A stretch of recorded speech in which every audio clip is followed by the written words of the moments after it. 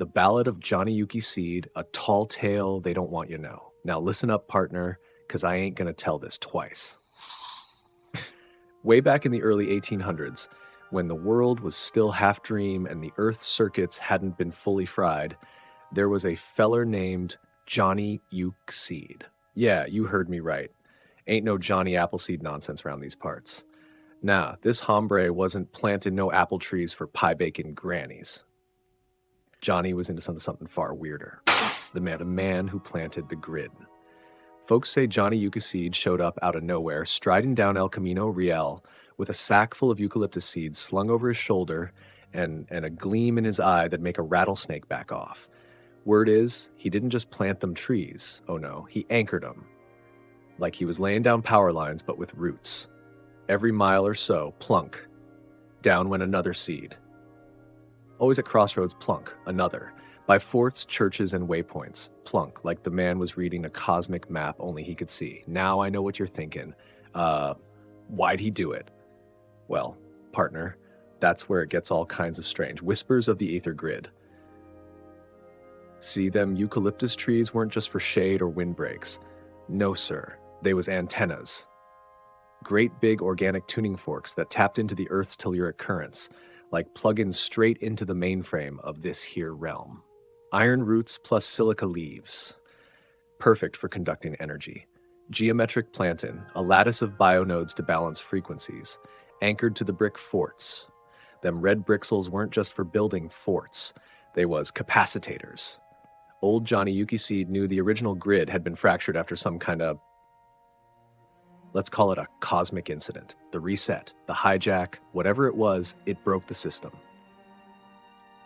Johnny's mission, reboot the simulacrum. Legend goes, Johnny wasn't some ordinary drifter. Nope, folks reckon he was either a time traveler, sent back to patch the etheric grid before it blinked out entirely, a rogue grid keeper, a remnant from the old world, keeping the frequencies balanced. Or maybe a prisoner of the grid itself, bound to roam the Camino Real, planting tree after tree until the system reset again.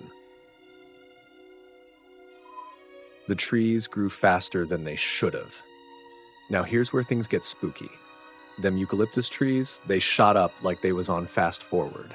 Grew so quick, folks claim Johnny had to have made a deal with something that don't live on this side of the veil.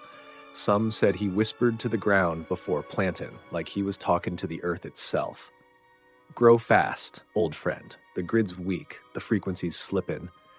And wouldn't you know it, within a few decades, them trees was standing like sentinels all along El Camino Real, marking the grid lines and weights of a world that had been rewritten, and then he just vanished. Now, I'd love to tell you Johnny Euke Seed got a hero's send-off, but no.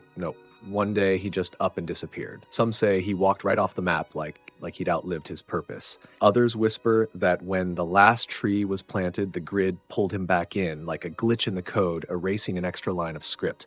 But if you listen real close, when the wind whistles through them eucalyptus groves, you might still hear his voice whispering, "The grid done ain't yet, but when it resets again, you better be ready." The truth they don't want you to know. And here's the kicker, friend. Them trees are still doing their job.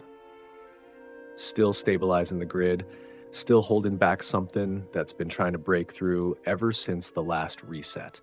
So next time you're driving down El Camino Real and you see them towering eucalyptus trees, don't just tip your hat to Johnny Euke Seed. Say a little prayer too, because if them trees ever stop humming, well, let's just say this realm might go darker than a prairie night.